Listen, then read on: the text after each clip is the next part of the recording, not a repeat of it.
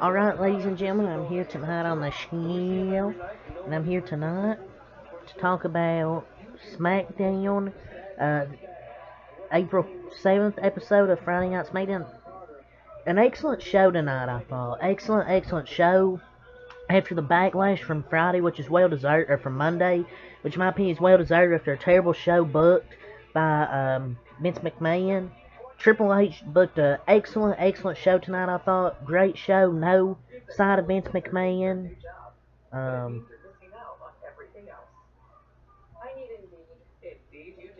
just great overall show tonight. And just great matches and some great stories tonight.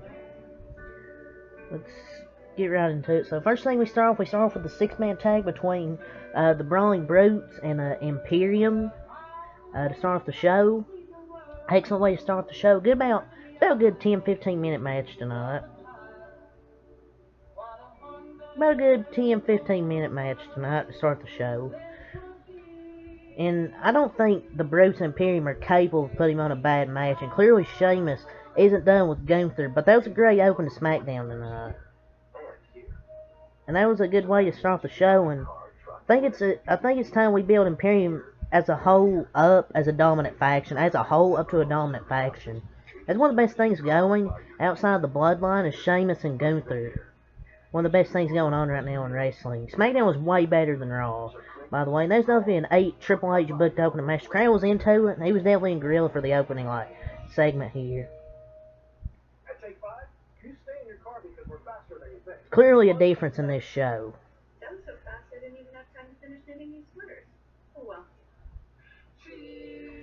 And then we got, well, I didn't write this down, but the explanation for now as to why Lesnar attacked Cody on Raw was because he was livid that his match with Omos went on first on Night 2 WrestleMania. What? How does this make sense? This is one of the things that Triple H did not book on this show tonight. It must have been one of the tweaks Vince McMahon made to this show tonight. Because that makes zero sense. Why would he blame Cody Rhodes for why his match went on first? He was mad because he opened WrestleMania 39, yet was fine with opening the same show 4 years ago. Make it make sense, dude. Even though I don't like this new feud with Lesnar, wouldn't it have made perfect sense for him to say Lesnar's furious at Cody for not winning, therefore he still can't fight for the title? Wouldn't that make more sense of a storyline than saying, no, it's because his match won first at WrestleMania? Like, what? Because he still has to wait for a title shot. If Cody Rhodes had won the belt, Lesnar wouldn't have to wait for a title shot.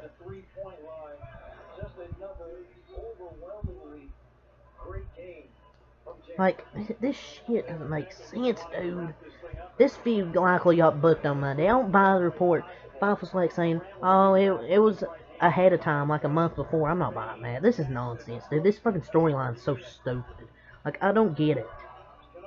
That's the only negative I thought from the Tonight Show was that explanation of why they're feuding.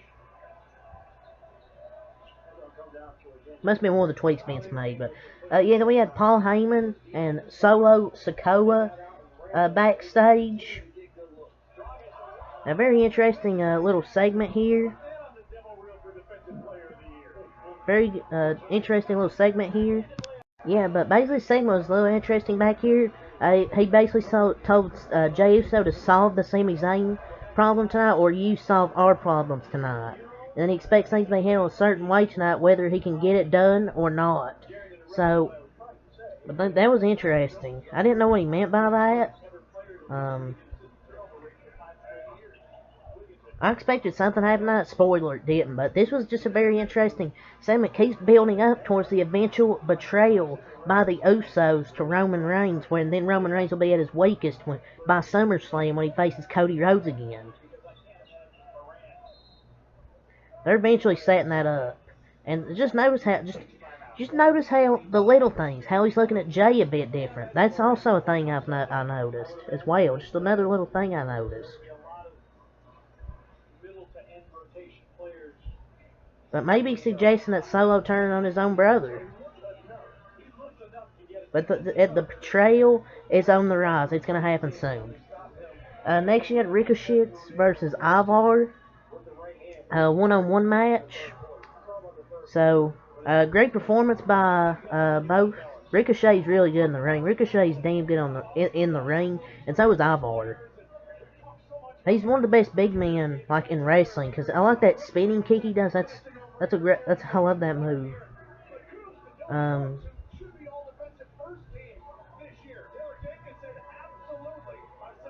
but yeah, great match here. I believe Ricochet's won, so a win for Ricochet's. Next, you had Kevin Owens and Sami Zayn backstage. He basically wanted to talk to Sami Zayn. Basically wanted to talk to him. He did later in the night, but here Kevin Owens said he shouldn't because they're more dangerous than they ever have been before. So then we had that. You had Raquel and Liv versus Natalya and Shotzi. Raquel and Liv won in about, I don't know how long this match was. It was like 2 minutes. It was either like 2-3 minutes or something like that. I mean, it was a decent match. It was a decent match, I guess. It was only like a few minutes. It was a fun match though. It was like a 2-minute match, but it was pretty good for I guess that time, I guess. But yeah, we need to make Liv a solo star again. We need to make Liv Morgan a solo star again.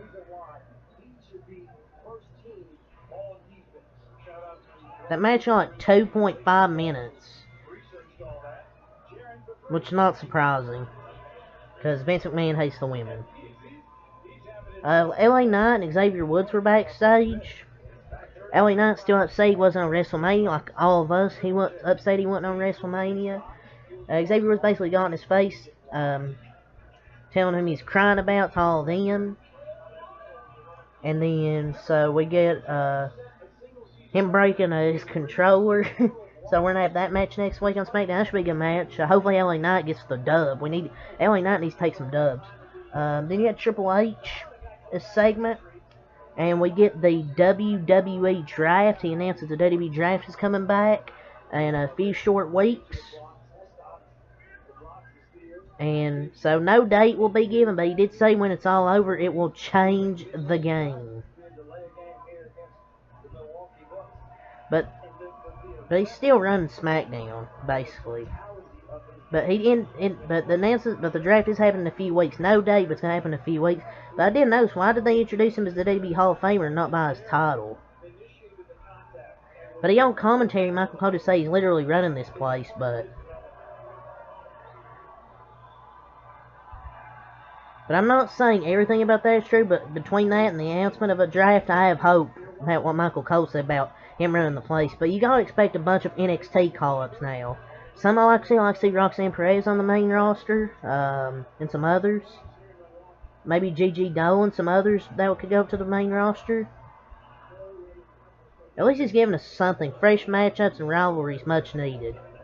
Then you got Rhea Ripley, and the Judgment Day out there, after that.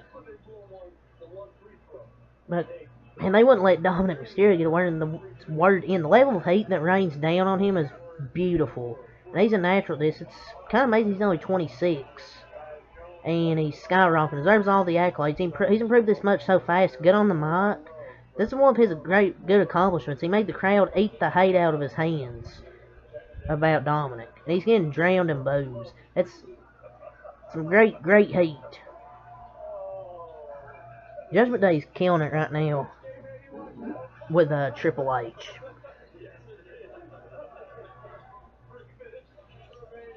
So, next thing I'll talk about is why Vince McMahon wasn't there. He was supposedly rocking out to Life in the Fast Lane is at the Eagles concert in New Jersey tonight. So that's why he wasn't at SmackDown. That's why this was a Triple H show, by the way, because Vince McMahon wasn't there.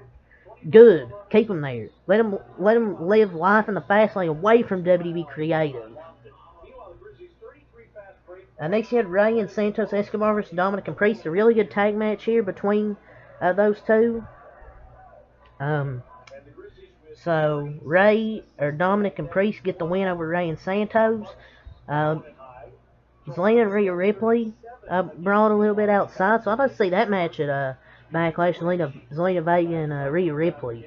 Maybe that's what they're setting up for. I could definitely see that happening as the Lucha World Order and Rey Mysterio feuding with the Judgment Day. So that makes sense. Shinsuke Nakamura's returning next week. Glad to see Shinsuke back. So we'll see how they build up Shinsuke. Jay and Sammy were backstage. Sammy didn't tell any lies, basically saying that the Bloodline were using him. And he said to Jay everything that he said will happen. If they lose the tag titles, it happened. And then Kevin Owens gets attacked by Solo Sikoa before the match. And then we go to Jey Uso versus Sami Zayn. Solo Sikoa hits the Samoan Spike. And then it's basically over. Jey Uso won. They attack him in a match. He goes to go for another Samoan Spike. That Jey Uso grabs his arm, and then he hits a super kick of his own. That was a really interesting detail there. And then they go to chair, but here goes Matt Riddle. So Jey Uso pins Sami Zayn. Matt Riddle comes to save Sami from a 2-on-1 attack from both Jey and Silent. I don't mind Riddle. The Bloodline actually took out both Orton and Riddle out per storyline early last year, and there's your co-main event for Backlash, basically. You got Sammy, KO, and Riddle versus Usos and Sikoa. I don't mind either. I think it should be good. I'm okay with this as long as the end game is a Jey and Sammy reconciliation, basically. Now that makes sense for Riddle after getting storyline injured by Solo. But yeah, 9 out of 10 show. I really enjoyed the show. A lot of good stuff happened tonight. Banger of a show. Definitely better than Smackdown or Raw. I beg your pardon. Definitely better. But yeah, that's all to say. So until next mouth lot. Peace.